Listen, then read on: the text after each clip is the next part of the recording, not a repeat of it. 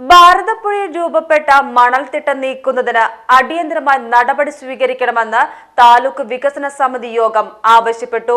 മഴയിൽ തകർന്ന റോഡുകൾ എത്രയും വേഗം ഗതാഗത യോഗ്യമാക്കണമെന്നും ആവശ്യമുയർന്നു. ആലങ്കോട് വില്ലേജ് ഓഫീസിന് അടിയന്തരമായി കെട്ടിടം പണിയണമെന്നും പൊന്നാനി അങ്ങാടിപ്പാലം വികസനം എത്രയും വേഗം പൂർത്തിയാക്കണമെന്നും യോഗത്തിൽ ആവശ്യമുയർന്നു.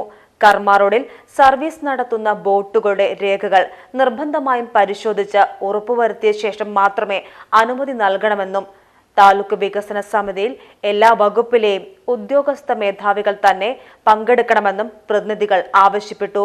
തുറുവാണ ശ്മശാനം ഇലക്ട്രിഫിക്കേഷൻ പൂർത്തിയായിട്ടും തുറന്നു നൽകാൻ സാധിക്കാത്തതിൽ നശിച്ചുപോകുന്ന സാഹചര്യമാണെന്നും ഇതിന് പരിഹാരം കാണണമെന്നും ആവശ്യമുയർന്നു. ആലങ്കോട് ഗ്രാമപഞ്ചായത്തിലെ ദേശാടന പക്ഷികൾ കൂടുകൂട്ടിയിട്ടുള്ള മരം ട്രീ കമ്മിറ്റി കൂടി പക്ഷികൾ ഒഴിവാകുന്ന സമയത്ത് മുറിക്കുന്നതിന് വേണ്ട നടപടികൾ സ്വീകരിക്കണം.